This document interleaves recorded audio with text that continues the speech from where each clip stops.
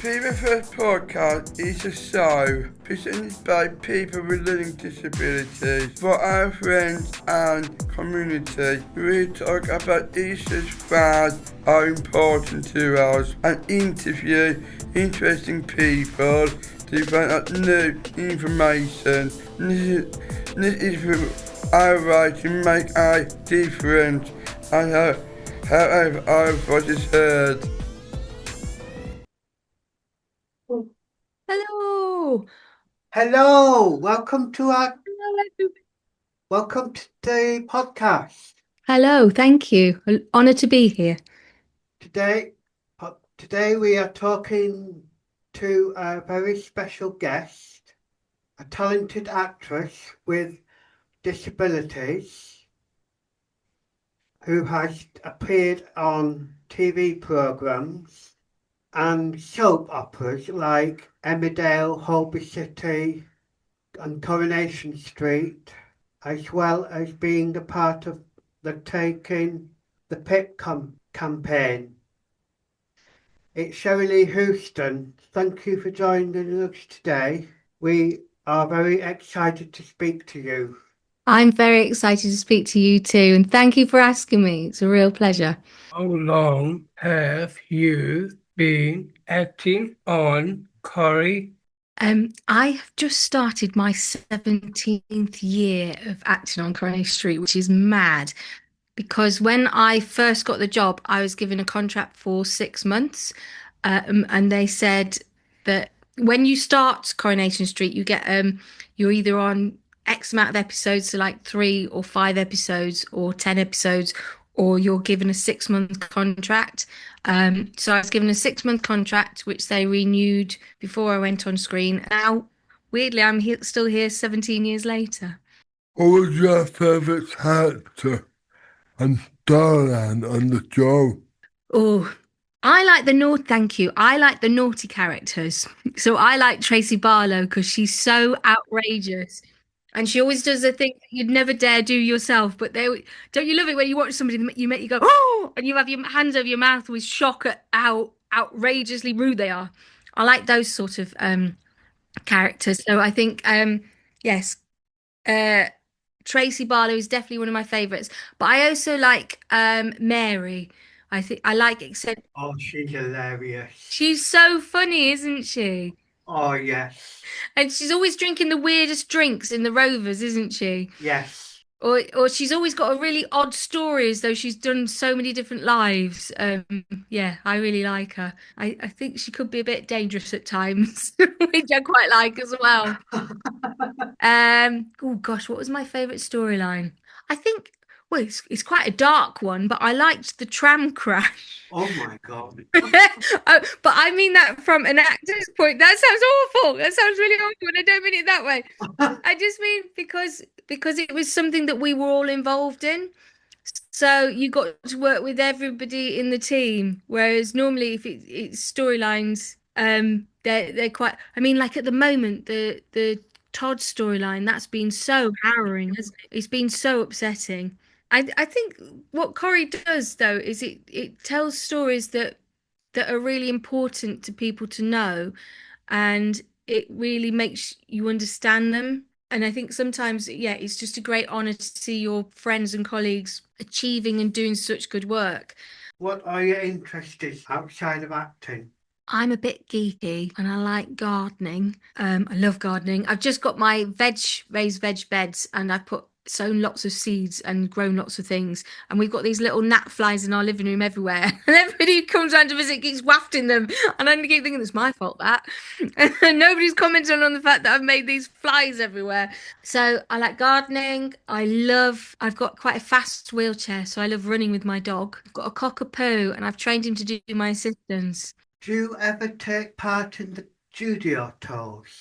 I do. We take it in turns, so we do it on a rotation. So I think we do it about every 5 months or so. So the Coronation Street tours are on a Saturday and Sunday, and everybody gets to walk around the street. And they've built a whole building for it in the corner of the plot. And I think have you been? Because there's a replica rover, isn't there? Yeah.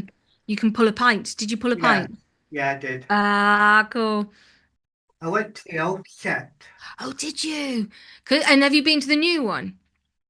Because it's so different. It's really weird because it shows how clever television is. When we moved, because I was so used to working on this street that everybody knows, Coronation Street, and then we went somewhere else and there was another one, and it was really weird because your brain was going, but I've just left that one, and they brought us to look at this one, and it looked exactly the same. It was just bigger because on the old one I couldn't get my wheelchair between the telephone box and Audrey's, but this one I can because everything's a third bigger.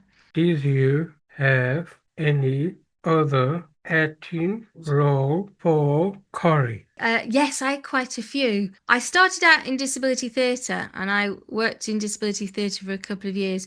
And that was where I learnt to sign as well. And disability theatre I really love because they put access in for everybody and access is so easy. Because in our world, when we're with our friends who are also disabled, it's so much easier because everybody gets it, don't they? And access is just a normal thing. Whereas when you're somewhere else, it's always a bit different because it's a bit harder to get your access sorted. But I worked on The Bill, which is no longer on. I worked on a thing called Love. I was part of a 6-part series called I'm We Stupid, which was the first disabled sitcom in 2006.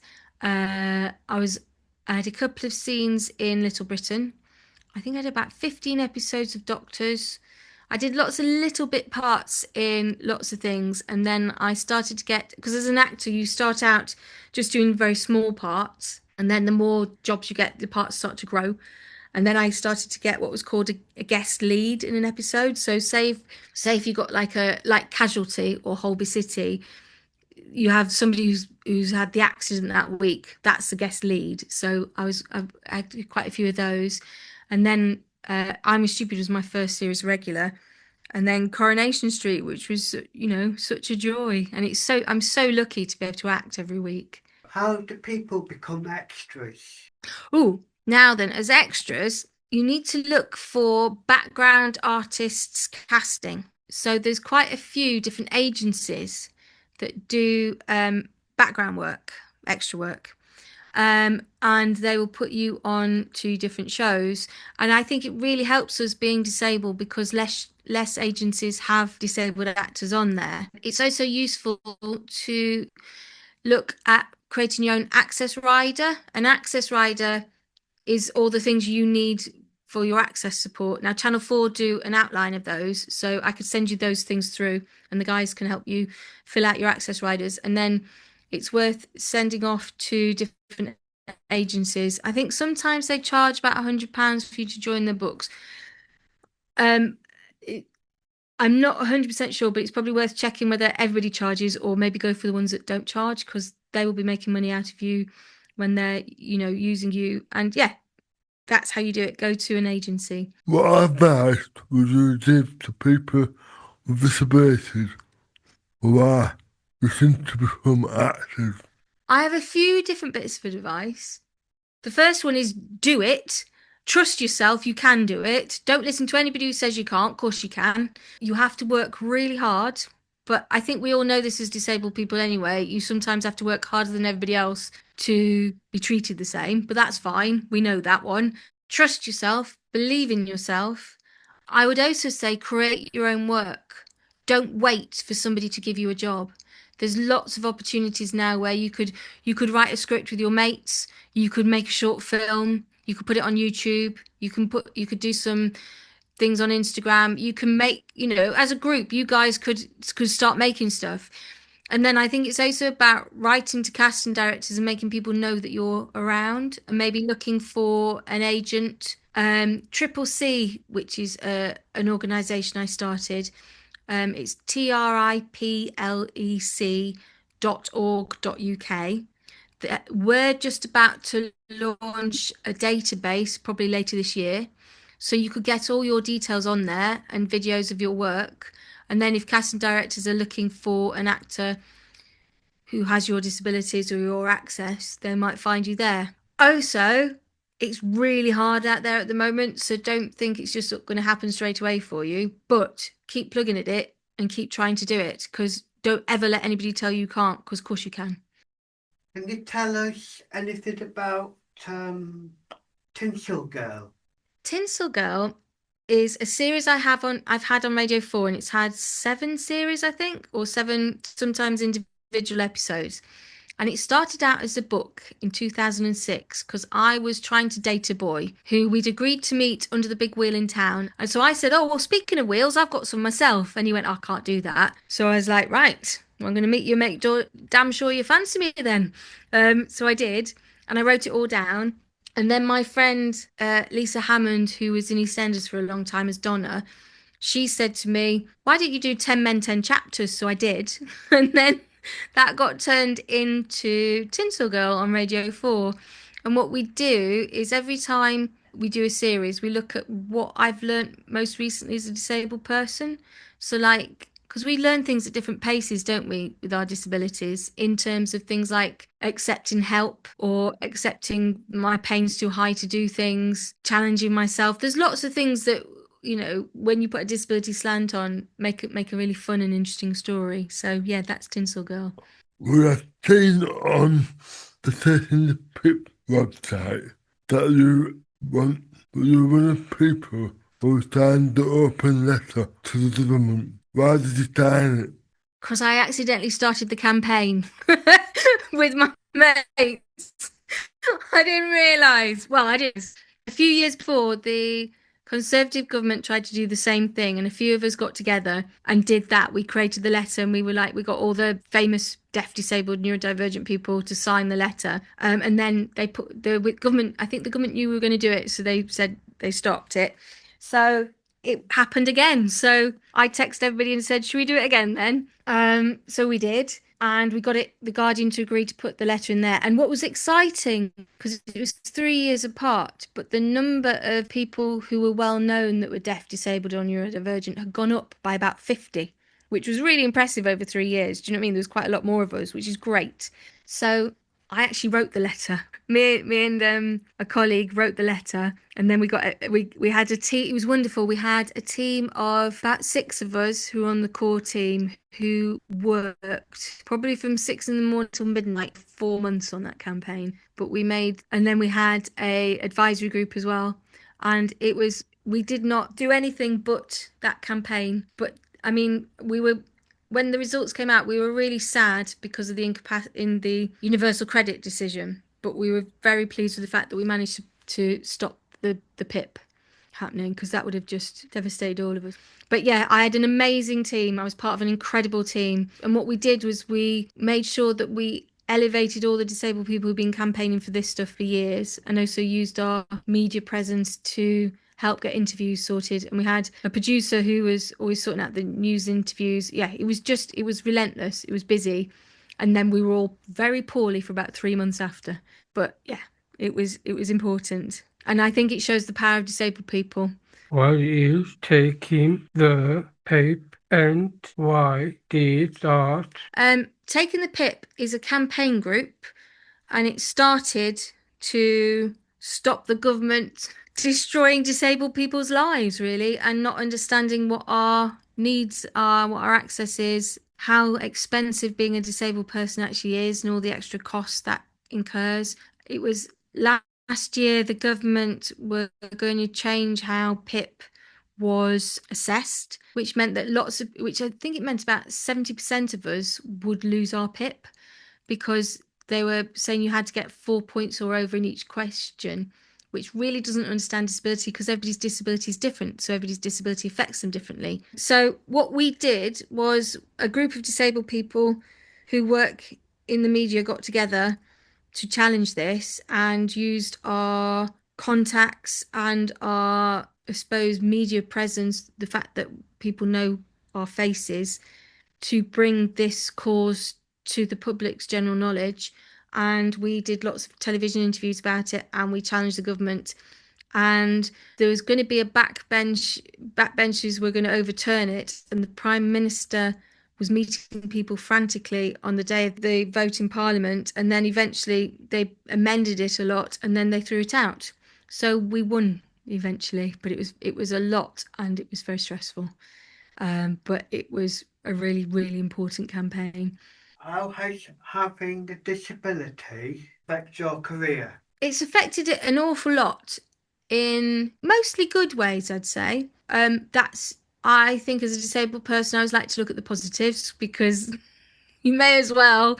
Makes you feel happier, doesn't it? I think it's made it more difficult at times, but it's meant I've met more interesting people. I get to talk to more people within my community, like you guys. I think it's empowered me a lot in my own disability, in fighting for advocacy in my career. I set up CCC, which is an arts organisation which runs DANC, the Disabled Artists Network Community, which has over 2,600 deaf, disabled, neurodivergent creatives in it. And we won a BAFTA for that. And we challenge how the industry is including us, really, to make sure it's including us more. So I think a disability has made my career very tricky at times, as in how people judge me. But that's all right, isn't it? Because being judged isn't very pleasant, and as we all know, it's a bit horrible, but it also makes you realise who you'd want to get on with anyway and who you wouldn't, really. How do you balance your acting and advocacy work? Terribly, if I'm honest. I'm shocking at it. I'm rubbish. I have no boundaries. I can be sat in the Rovers doing emails under the table. I'm dreadful. Yeah, something I need to improve. But then there's so many things to fight, isn't there? There's so much to sort out the rest of the world to catch up on. I'm trying to get better at that because it was interesting during taking the PIP, because I was so lucky to meet so many disabled people who are activists full time. I was forever being reminded not to burn out, and I thought it was a really useful lesson, because when you're speaking up on behalf of other people and on behalf of our community, that sometimes takes a lot more energy than normal life. And it's really important to remember that we all have to do it, but we also have to look after ourselves as well. I'm dreadful at it.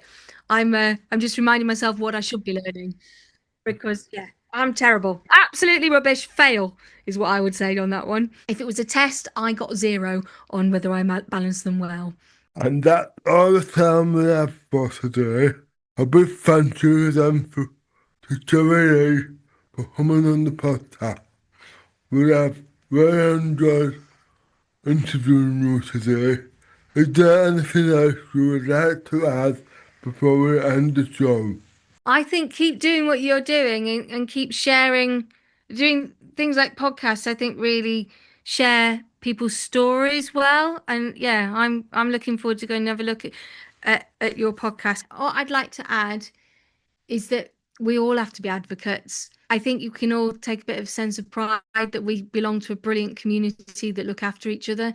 And I think everybody else has got a lot to learn from us. And I think sometimes when you feel a bit battle weary, just remember that we're in the gang that sort of is the most supportive one. So we're all right, even though it can be tricky at times. Thank you so much. Thank you so much. Oh, we'd like to give you a round of applause. Like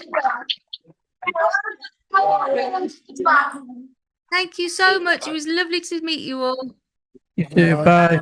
Thank you very much. Take care. Thanks again. Bye-bye. Bye.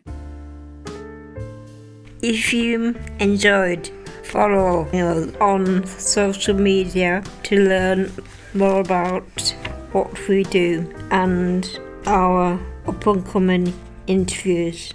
You can find us by searching the For People First podcast. Thanks for listening, and we will see you next time.